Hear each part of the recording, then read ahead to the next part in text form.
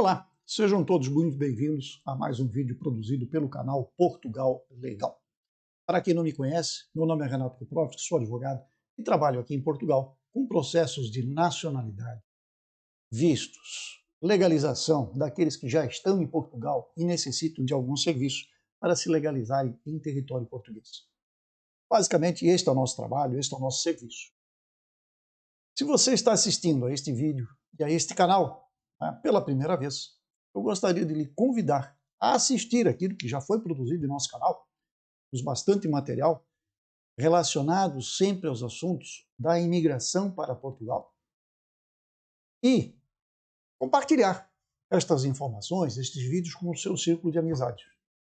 Nunca esquecendo de dar o like a esses vídeos, porque quanto mais nós recebemos like nesses vídeos, mais o YouTube vai entender que o material é interessante e vai apresentar este material, vai levar este material ao maior número de pessoas possível. E também mais um detalhe, inscreva-se no canal, dê o like, marque o sininho, porque com o sininho marcado você não perde aquilo que produzimos daqui para diante. E se tiver dúvidas ou algum assunto particular para tratar, aqui embaixo está o nosso Instagram, que pode ser um meio, uma porta de entrada para o seu caso, para o seu assunto, chegar até nosso conhecimento e assim, quem sabe, possamos lhe ajudar de alguma forma. Para você que já é nosso seguidor, que já está inscrito no nosso canal, que nos acompanha, o nosso muito obrigado, porque é importante tê-los aqui conosco, participando, enviando dúvidas, enviando questões, enviando sugestões de pauta, porque também é importante.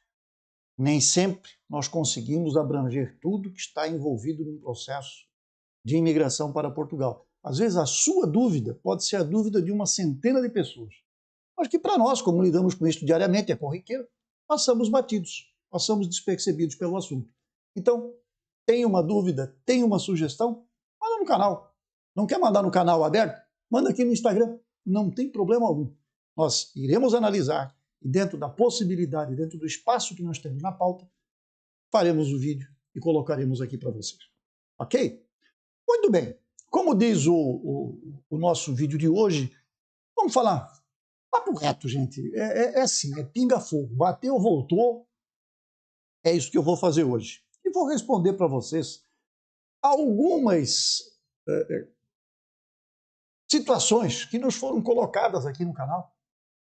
E, lógico, eu não vou responder tudo que está aqui no canal, porque isso é impossível, mas é muita coisa que acaba vindo e vai passando. Mas, enfim, hoje eu resolvi tirar o dia e tirar o tempo para fazer isto. Então, vamos lá. Eu vou pegar aqui algumas situações que estão na tela e vou fazer uma leitura e, em seguida, fazer um comentário a respeito deste assunto que foi colocado por uma das pessoas que acompanham o nosso canal. Ok? Então vamos lá. Teve um caso aqui de um senhor que nos colocou a seguinte questão. Com o visto D1, posso ter acesso à residência em quanto tempo? E em quanto tempo posso fazer reagrupamento familiar? Interessante isso. São duas situações. A primeira, ele fala do visto D1. Visto D1 é aquele visto que Portugal tem dentro do rol de vistos que é permitido para alguém que venha para Portugal com uma promessa de contrato de trabalho ou um contrato de trabalho, que é o mais garantido para se ter aprovação do visto, o contrato.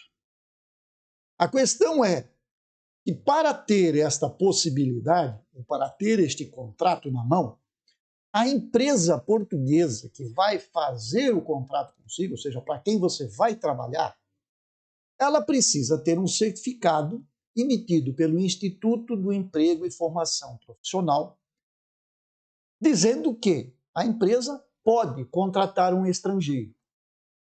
Pois bem, para que isso aconteça, esta empresa, então, ela tem que se cadastrar no IFP, tem que demonstrar a necessidade deste funcionário e tem que demonstrar que, depois de um período de tempo em que a vaga estava aberta, ela não é ocupada aqui e que ela precisa, então, contratar um estrangeiro. E você pode ser esta pessoa. Mas como é que você fica sabendo, então, se esta empresa tem ou não tem? Bem, Primeira coisa, a empresa abre uma vaga. Você, se está interessado num determinado mercado, você deve ficar atento aos canais aqui em Portugal, onde são publicadas diariamente centenas e centenas de vagas para os mais diversos setores do mercado. Se você tem esta vaga aberta, se você acessa esse portal com estas empresas de recrutamento, você tem lá o link que dirige para o e-mail desta empresa, para o telefone desta empresa, para o WhatsApp desta empresa, enfim, qual é o contato que você vai ter com a empresa? E você precisa, evidentemente, preparar um currículo para enviar a esta empresa e se candidatar à vaga. O currículo não é qualquer currículo, não é como se está acostumado a fazer no Brasil. Na Europa existe um padrão. Este padrão é feito através de um sistema, de um portal, onde você cria estes currículos. Então você vai lá, faz um currículo, primeiro passo. Segundo passo, começa a procurar vagas, começa a mandar currículo. Vai que uma empresa dessa tem uma vaga aberta e ela se interessa por você, então ela vai disparar o processo dela no IFP para ter o certificado. Com o certificado e os demais documentos e comprovativos em mãos, você faz o quê? Você vai à VFS aí no Brasil, apresenta o seu pedido de visto consular categoria D1 e eles fazem análise, mandam para o consulado aprova, rejeita, faz exigência, enfim, é o trabalho deles. E isto é uma perna desta pergunta que está aqui. Quanto tempo eu consigo visto D1? Tecnicamente e legalmente, é estabelecido que em torno de 90 dias este visto é aprovado ou negado, ou ele cai numa exigência. Mas dentro de um período de 90 dias, lá no Brasil, você tem resposta. Os casos que nós atuamos até hoje, chegou a 60 dias, não passou de 60 dias. Disso para menos. Então depende da época, depende do volume de serviço, depende de qual VFS a qual você está subordinado, porque existem vários escritórios da VFS no Brasil, então evidentemente você vai a São Paulo, Rio, são os maiores, onde tem o maior fluxo, portanto pode demorar um pouco mais do que se você for a Belo Horizonte, se você for a Salvador. Agora, não é que você pode procurar, você tem que ver qual é a sua região e qual é o escritório VFS que é responsável pela sua região. Tá? Então tem que tomar esse cuidado. Mas o prazo normalmente é isso. E a segunda perna desta pergunta diz respeito ao reagrupamento familiar. Quanto tempo eu vou levar para ter o reagrupamento familiar? Ótima situação, e eu já falei disto aqui no canal e volto a falar. Quem vem para Portugal com um visto consular tem benefícios. E este, que é o reagrupamento familiar, pode ser um dos maiores benefícios. Por quê? Porque chegando aqui, o visto é válido por 120 dias.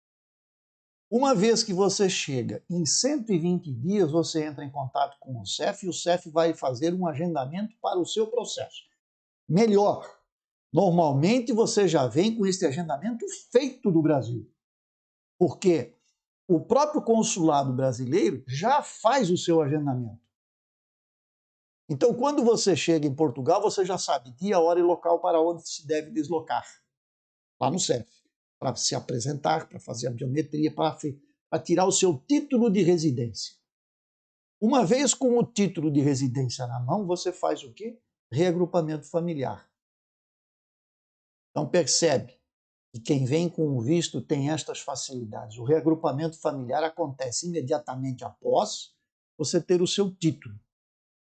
É óbvio que o reagrupamento vai depender de vagas no CEF. Então pode ser que você, em 180 dias, tenha o seu título de residência. Isto abre a janela para você entrar em contato com o CEF e fazer a marcação do reagrupamento. Mas nem sempre há vagas.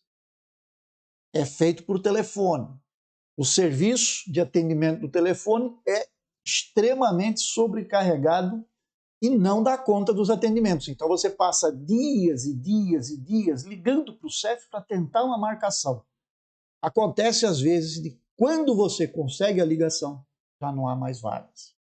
Então, esse é um dos gargalos que existe nesse sistema, do reagrupamento. No título de residência, é simples e fácil de resolver. Uma outra opção, segundo a nova legislação, que entra em vigor agora nos próximos dias, que ainda prescinde de um regulamento, tá? Se você faz um visto, e o Brasil tem esse benefício, porque faz parte da CPLP, você pode, no momento em que faz o visto, porque por ser um visto de residência, que é o visto D1, você pode simultaneamente pedir o quê? Um visto de reagrupamento familiar. Manda os dois para a VFS. O seu pedido D1 mais o reagrupamento familiar. Visto de trabalho e visto de reagrupamento. Uma vez aprovados os vistos, vem todo mundo. Com agendamento para o CEF todo mundo. E você foge da fila do reagrupamento familiar. Porque você já pediu isto através de um visto consular, antecipadamente. Cada vez mais, nós estamos vendo que a forma de imigrar legalmente é e deve ser cada vez mais através de visto consular.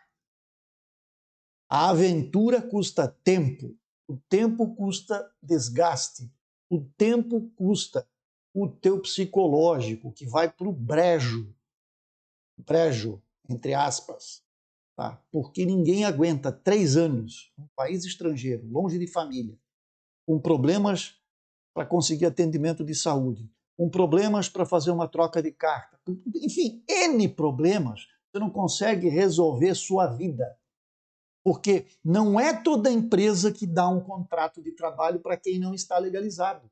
Não é toda empresa que dá um contrato de trabalho para quem tem manifestação de interesse. A empresa que trabalha reta, correta, dentro da lei, ela não vai admitir um imigrante que não tenha título de residência. Nem banco comercial em Portugal está fazendo mais abertura de conta para um estrangeiro que não tenha título de residência, que dirá um emprego. Perceberam? A coisa está cada vez mais amarrada e focada nos títulos. Bom, então aqui eu respondi a questão de um dos nossos seguidores. Veio também uma outra pergunta aqui, de uma senhora cujo nome é Júlia. Júlia, sua pergunta foi se existe chance desta lei ser revogada. Ela está se referindo aqui à lei da nacionalidade portuguesa, com vínculo lá naquela parte da lei da nacionalidade que fala do judeu sefardita. Perceba, leis são criadas, entram em vigor, algumas levam décadas e nunca são alteradas, porque não carecem de alterações, outras são temporariamente adequadas, porque com o passar do tempo as coisas mudam, as coisas evoluem e você precisa fazer então a adequação da lei ou de determinados pontos desta lei para quê? Para que ela possa ser aplicada. Porque hoje nós vivemos uma situação, daqui a 10 anos, a coisa é completamente diferente, o mundo evoluiu. E evolui muito rápido, por sinal. Então, uma lei, uma vez criada, se ela pode ser revogada, pode. Ela pode ser revogada, basta que os parlamentares cheguem a esta conclusão e digam: basta, esta lei aqui não serve mais, então nós vamos revogar a lei. Podemos substituí-la, né, por uma outra lei, ou vamos alterar esta lei, vamos criar algum dispositivo, algum artigo novo dentro desta lei, suprimindo uma parte que não interessa mais e agregando novas informações. Isto é plenamente possível. Especificamente falando na lei dos judeus sefaditas, o que acontece? Nós temos, a partir agora, de 1º de setembro, aquela grande regra que veio bloquear praticamente a possibilidade de alguém conseguir um processo, de conseguir uma nacionalidade através deste procedimento. Por quê? Por causa dos casos que vão esbarrar com a transmissão de bens, propriedades, direitos, investimentos, causa mortes, herança. Então, isto pode ser um grande travão realmente para aquelas pessoas que deixaram para pedir, né, a nacionalidade. Uma hora eu peço. Uma hora eu peço, eu tenho direito. Pois bem, a lei mudou. A lei mudou, criaram um travão, parou tudo. Nos últimos dias, antes de travar, eram mais de 3.000 processos por dia entrando nos conservatórios. Tinha gente fazendo fila, tinha gente dormindo na calçada para conseguir uma senha, para entregar processo, para dar entrada no processo. Foi um caos. Tanto que já resolveram fazer plantão na última semana para botar mais gente. Teve gente que largou de alguns setores dentro das conservatórias para fazer o quê? Só receber processo. De tanto que era. Isso, evidentemente, atrasou os demais, que já estavam lá esperando por vagas. Então, criou-se um caos com isto. Por causa desta regra, tanto a comunidade israelita de Lisboa quanto a comunidade do Porto entraram em tribunal contra esta alteração que foi feita. Agora, se isso vai resultar, se o tribunal vai dizer que esta regra é inconstitucional ou não, também não podemos afirmar. Isso depende do julgador. Eu sempre tenho comigo um ditado: advogado que dá causa ganha, cuidado. Eu não posso prometer resultado de causa nenhuma. Eu posso entrar no tribunal, fazer um excelente trabalho como advogado, pedindo para que o direito do meu cliente seja confirmado, o meu cliente é que tem razão e não a outra parte, mas eu não posso lhe garantir resultado, porque o juiz pode interpretar, de outra forma. Aí eu tenho que recorrer para o tribunal, depois recorrer para a instância superior, depois para outra, depois para outra. As coisas vão parar. Lá no Brasil a gente tem o hábito, né? Vai parar no Supremo. O Supremo Tribunal decide tudo. Pois bem, aqui não é muito diferente. Só que a justiça aqui é cara, então pouca gente vai para a justiça para discutir qualquer coisa. Aqui se discute em causas grandes. Causas pequenas se resolvem. Fim de papo. Então, a lei pode ser revogada? Pode. Na verdade, não é a lei, que trata, é um artigo da lei de nacionalidade que pode ser revogado. Já teve gente que pediu isso aí. Mas já teve gente que entrou com propostas de alteração dessa lei, início do ano, inclusive, e não foi aceito. Foi negado. A lei continua vigente. Aí o que aconteceu? Como eu acabei de falar, entraram na justiça para tentar derrubar esta regra que foi inserida no regulamento da lei de nacionalidade, quando ela fala do judeu sefardita. Se vai dar certo isso, não se sabe. Quanto tempo vão levar para julgar essa questão? Também não se sabe. Então, é assim. Se tenha este direito, se você tinha este direito, por que esperou para a última hora para entrar com o pedido? Existe uma máxima no direito de que a lei não acoberta quem dorme. Infelizmente é assim, é duro de ouvir isso, mas é. Eu tenho prazos para cumprir. Existem países aqui na Europa que também têm este caso com os judeus sefarditas, e não só esse, muitos outros tipos de nacionalidade na Europa. Isso não é só Portugal, não, qualquer país. Ele abre uma janela de tempo e diz, bem, para conseguir a nacionalidade do país XYZ, numa determinada categoria, você tem até tal dia de tal ano para entrar com o pedido. Se você não entrar com o pedido até lá, perdeu. 0 para você. Foi. E isto é assim. E Portugal não é a exceção. Portugal é só mais um que cria regras ao seu entender. É evidente que tem gente que vai dizer que isso é inconstitucional. Eu acho que isto é tanto inconstitucional, talvez, na minha opinião, porque a regra poderia ser outra e não essa da causa mortis. Isso é minha opinião. Tanto quanto aquela do artigo 14 da Lei da Nacionalidade, que diz que o cidadão não pode mais pedir a nacionalidade se ele foi apenas reconhecido na maioridade. Que culpa tem ele que ele for reconhecido na maioridade? Se o pai, na época, não foi procurar o cartório, porque antigamente era assim, deixa para fazer depois. Um dia eu faço. Os cartórios, antigamente, sequer funcionavam. Era tudo feito à mão. Teve cartório que pegou fogo, e aí como é que faz? Não dá para fazer. Aí são certidões emitidas, tá, para tentar resolver o caso. Mas assim, não deixa para o último momento. Os países criam regras e fecham as portas em determinados períodos. Então, quem está dentro, está. Quem não está dentro, vai ficar do lado de fora. E talvez na esperança de que um dia reabram estes processos. O caso do artigo 14 é típico. Tá?